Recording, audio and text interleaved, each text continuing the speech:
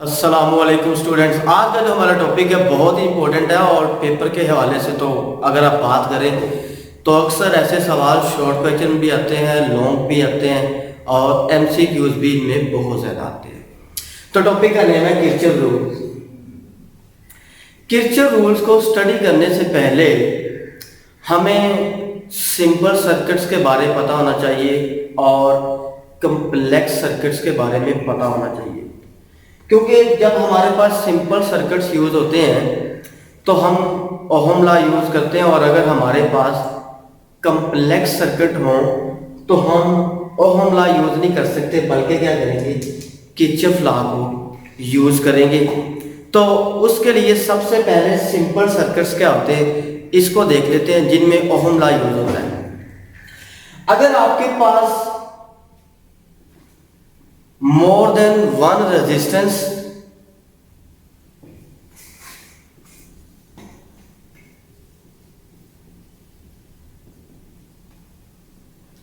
और एक ही क्या हो वोल्टेज का सोर्स जो है वो क्या हो, सिंगल सोर्स यूज हो,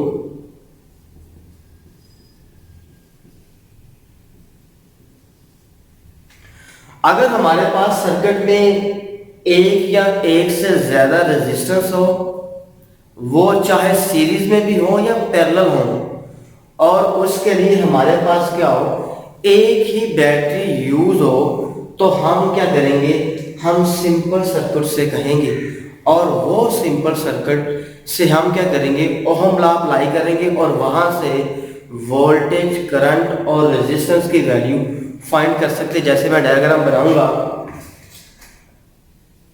ये मेरे पास रेजिस्टेंस, साथ मैंने बल्ब लगा दिया,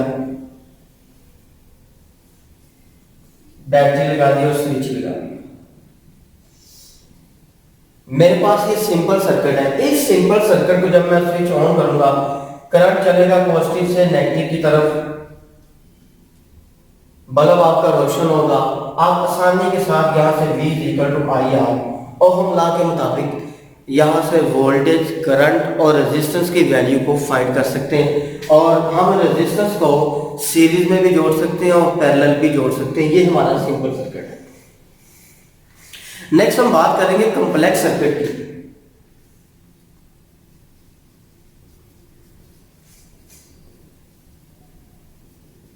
कि हमारे पास कॉम्प्लेक्स सर्किट किस तरह का होता है। ऐसा हो हमारे पास 3, 4 या मोर देन 1 या मोर देन 2 क्या हो, रेजिस्टेंस यूज हो। अगर किसी भी सर्किट में मोर देन 2 रेजिस्टेंस यूज हो और मोर देन ही क्या हो, 2 सोर्सेज यूज हो, more than 2 resistance R used in circuit,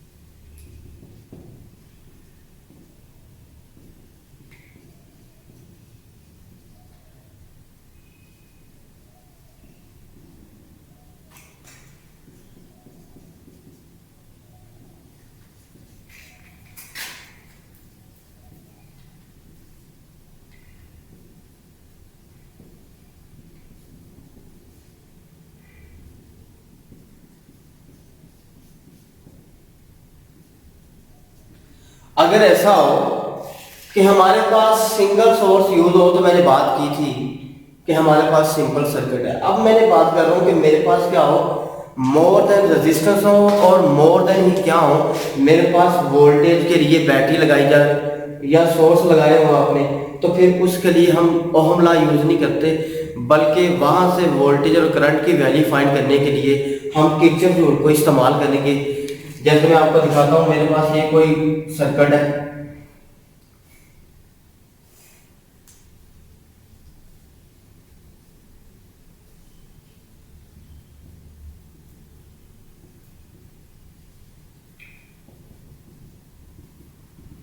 अब मेरे पास ये कॉम्प्लेक्स सर्किट है जिसमें मेरे पास एक सोर्स E1 ये है, इसकी रेजिस्टेंस R1 है, और दूसरा सोर्स मेरे पास E2 है और इसकी रेजिस्टेंस क्या R2 है। अब मेरे पास ये मल्टीपल सोर्सेज क्या हो रहे हैं, यूज हो रहे हैं, और इन मल्टीपल सोर्सेज को यूज करने के लिए मैं ओहम लॉ यूज नहीं करूंगा, बल्कि यहाँ से वोल्टेज और करंट की वैल्यू फाइंड करने के लिए मैं किरचॉफ रूल को करूंगा, यूज करूंगा, और फिर वहां से क्या करूंगा, वोल्टेज और करंट की वैल्यू फाइंड कर लूंगा। अब हम बात करेंगे किरचॉफ रूल की। तो किरचॉफ रूल हमारे पास दो होते हैं, फर्स्ट रूल और सेकंड रूल। जो फर्स्ट रूल है वो रिलेट करता है law of conservation of charge को,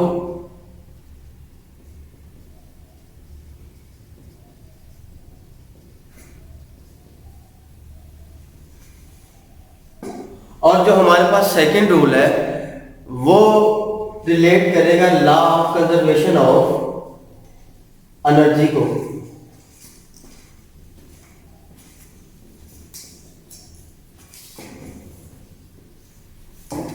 तो बात करेंगे सबसे पहले फर्स्ट रूल की। फर्स्ट रूल को हम पॉइंट रूल भी कह देते हैं।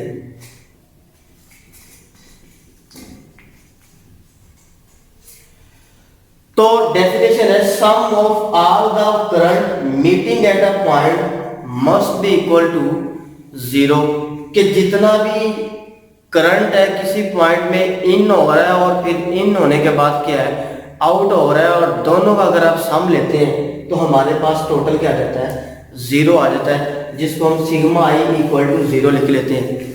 जैसे फर्ज कर ले मेरे पास ये एक पॉइंट है, इस पॉइंट में करंट इन भी हो रहा है और आउट भी हो रहा है। तो डेफिनेशन मैंने लिखी है sum of all the current, जितना करंट किसी पॉइंट के ऊपर मीट करेगा, जो करंट इन हो रहा है वो पॉजिटिव लेंगे, जो आउट हो रहा है वो क्या करेंगे, नेगेटिव लेंगे। जब दोनों को जमा करेंगे तो हमारे पास आंसर जीरो कैसे आएगा, जितना इन हो रहा है उतना ही क्या होगा, आउट होगा। करंट की मैग्नीट्यूड सेम है, डायरेक्शन भी सेम है, जितना इन हो रहा है उतना ही क्या आउट हो रहा है। इन होने वाले को हम पॉजिटिव ले लेते हैं और आउट होने वाले को हम क्या करेंगे, नेगेटिव लेंगे, तो इसका सम क्या होगा, जीरो हो जाएगा।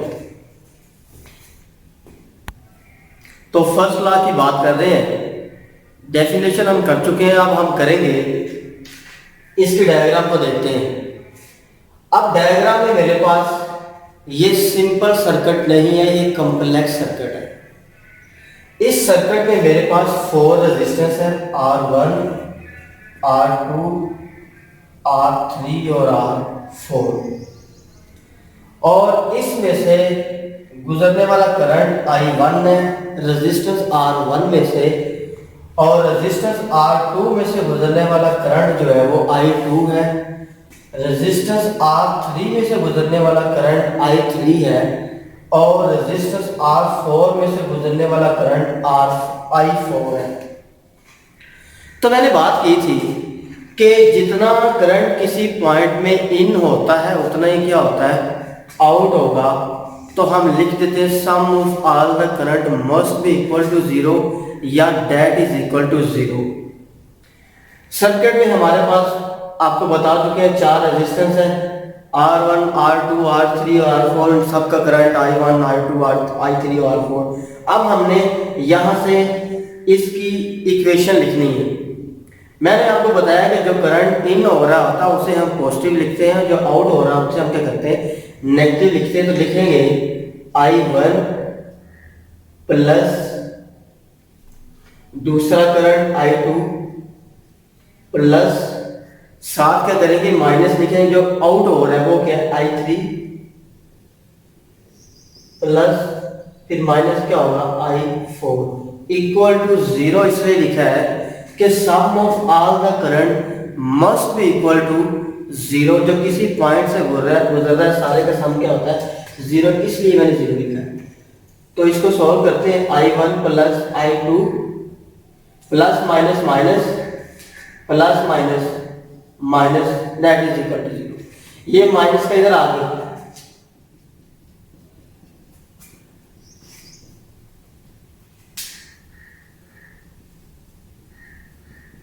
तो आपने बात प्रूव कर दी कि जितना करंट इस सर्किट में इन हो रहा था उतना ही क्या आउट हो रहा है, और हम इसको इक्वल टू 0 भी लिख सकते हैं। और इसमें जो एमसीक्यूज है वो ये है कि जो फर्स्ट लॉ है, law of conservation of charge को ओबे करता है, और ये भी इसका एमसीक्यूज है कि sum of all the current must be equal to 0।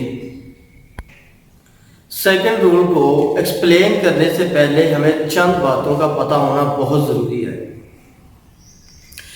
Second rule का इस्तेमाल करने से पहले सबसे पहले आपने क्या करना है, डायग्राम बनानी है। नंबर 1 पे आपने डायग्राम बना लेनी है। फिर डायग्राम बनाने के बाद आपने करंट की डायरेक्शन सिलेक्ट करनी है।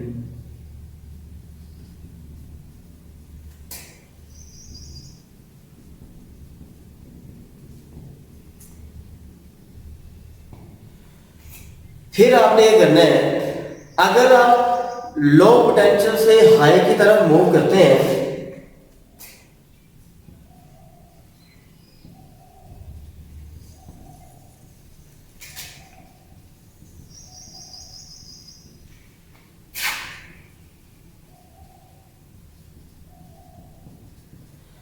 अगर आप ये करते हैं लो पोटेंशियल से हाई की तरफ मूव करते हैं तो साइन जो हमारे पास क्या होगा, पॉजिटिव होगा। मतलब अगर आप नेगेटिव से पॉजिटिव की तरफ आएंगे, या लिख लें आप नेगेटिव से किधर आएंगे, पॉजिटिव की तरफ, तो जो साइन होगा वो हमारे पास क्या होगा, पॉजिटिव होगा। और अगर ऐसा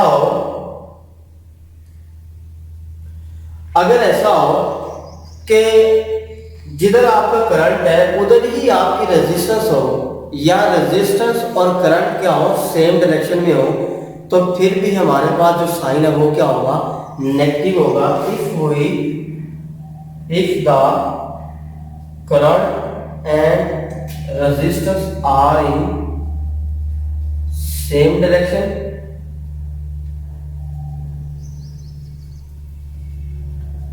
देन साइन इज नेगेटिव। अगर ऐसा हो जिधर आपकी रेजिस्टेंस है वही इधर ही आपका करंट है, या रेजिस्टेंस और करंट क्या है, सेम डायरेक्शन में, तो साइन हमारे पास क्या होता है, नेगेटिव होता है। और अगर ऐसा हो, if we move from positive to negative, या high potential to low potential, then sign is negative. कि अगर आप हाई पोटेंशियल से लो पोटेंशियल की तरफ मूव करते हैं तो फिर हमारे पास साइन क्या आता है, नेगेटिव आ जाता है। तो उसके बाद आप क्या करेंगे, किरचॉफ रूल अप्लाई करके वहां से आसानी के साथ वोल्टेज को फाइंड करेंगे, और वो हम अभी करेंगे। सेकंड रूल है, sum of all the voltage changing along the close loop is equal to 0। कि जितने वोल्टेज किसी क्लोज लूप में चेंज होंगे उन सारे के सारे वोल्टेज का जो सम है वो हमारे पास क्या होगा, 0 होगा। अगर मैं डायग्राम बनाऊं,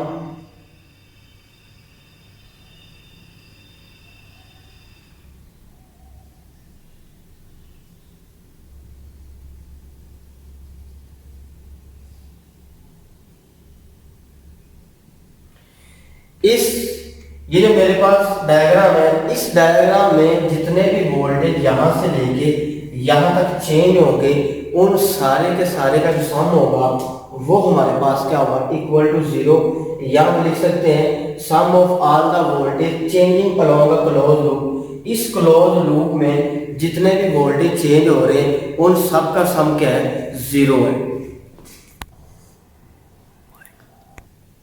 तो बात करेंगे किरचॉफ रूल्स, सेकंड रूल जो है उसकी डेरिवेशन की।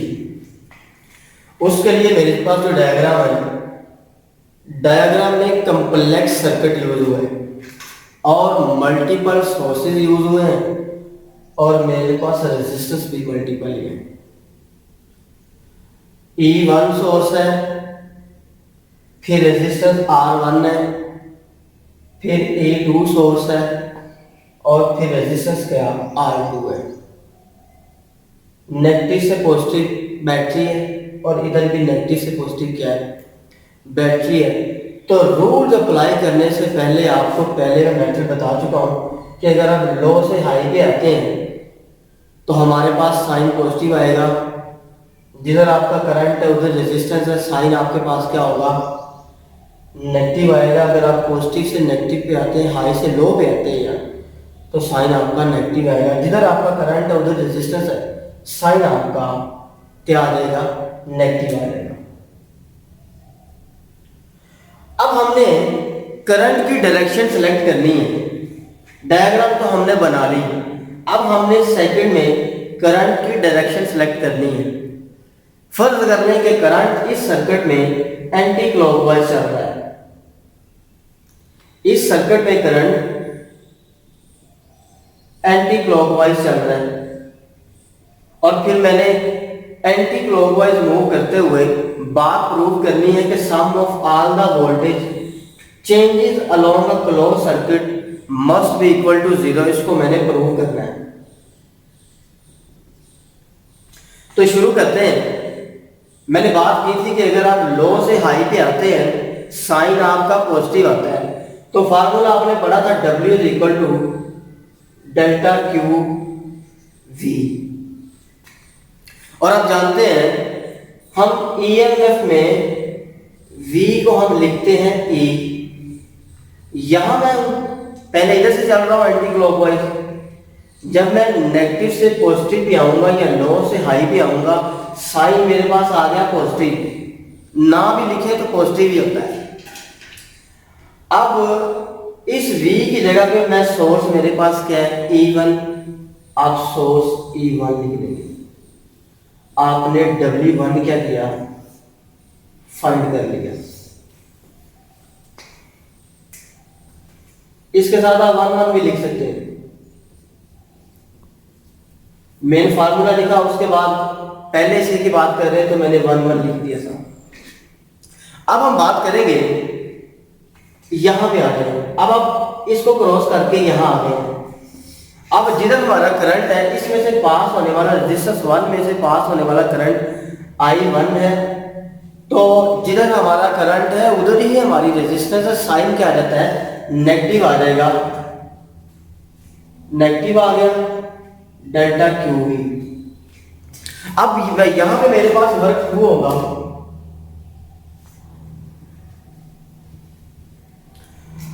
अब क्या होगा कि जो मेरे पास V है उसको हम EMF में क्या लिखते हैं E लिखते हैं, और V को हम ऐसे भी लिख सकते हैं V is equal to IR। Voltage अभी 1 पे चल रहा है, इसलिए I1 R1 ओहम लॉ के इक्वल, तो अकॉर्डिंग टू ओहम लॉ तो V1 की वैल्यू ये वाली यहां पुट कर दी। आपने W2 भी फाइंड कर लिया। अब बात करेंगे W3 की। अगर आप हाई से आते हैं कहां लो पे या पॉजिटिव से नेगेटिव पे आते हैं तो साइन मेरे पास क्या आता है नेगेटिव।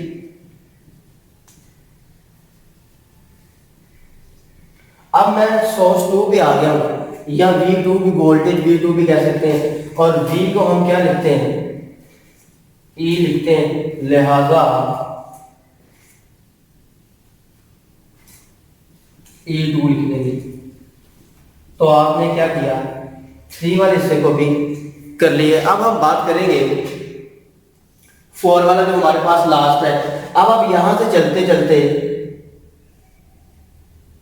यहां आ गए, जिधर हमारा करंट है उधर ही हमारी क्या है रेजिस्टेंस है, तो साइन हमारा नेगेटिव आता है, तो वो भी क्या होगा W is equal to minus delta Q into V2। अब V उसी तरह ओहम लॉ के मुताबिक V is equal to IR। 2 वाला सोर्स है तो लिहाजा इसमें से गुजरने वाला करंट 2 और इसकी रेजिस्टेंस भी क्या होगी 2 होगी, तो इसकी वैल्यू पुट कर दें।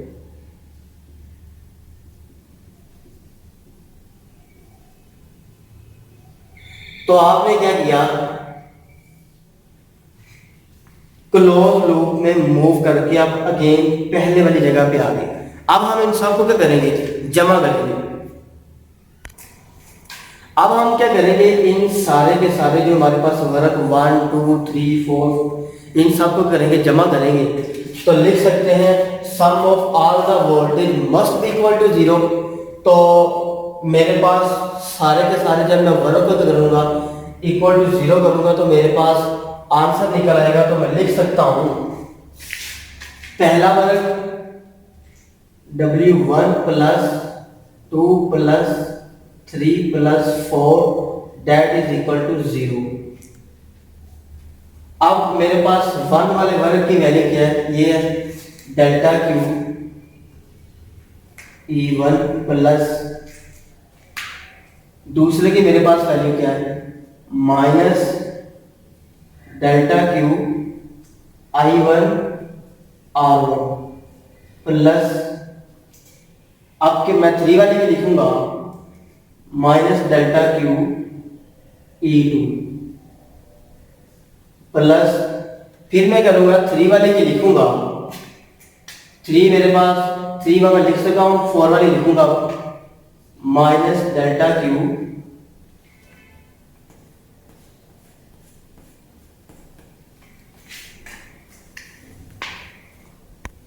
तो हमने 4 वाले की वैल्यू पुट कर दी W4 की जगह पे। अगर हम देखें तो सम में चार्ज क्या है, सेम है, उसको कॉमन ले लेते हैं। एक स्टेप और कर लेते हैं, E1 plus minus minus plus minus minus और प्लस माइनस माइनस, सब में डेल्टा क्यू चार्ज है वो क्या कॉमन है, उसको कॉमन ले लें।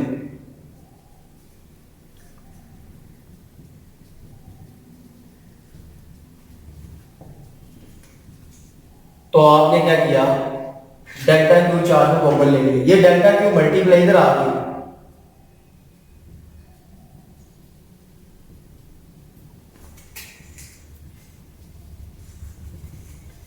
जीरो किसी भी चीज से डिवाइड करें आंसर क्या आ जाता है, 0 आ जाएगा। अब अगर हम गौर से देखें तो ये जो मेरे पास E1 सोर्स है ये भी वोल्टेज है, V इक्वल टू IR, ये भी मेरे पास क्या है वोल्टेज है, और सोर्स 2 ये भी मेरे पास क्या है वोल्टेज ही है, और ये जो मेरे पास I2 R2 ये भी मेरे पास क्या है सोर्स 2 के क्या है वोल्टेज। तो आप लिख सकते हैं sum of all the voltage changes along a circuit must be equal to 0। यही आपका क्या है आंसर है। तो आपने इसको प्रूव कर दिया।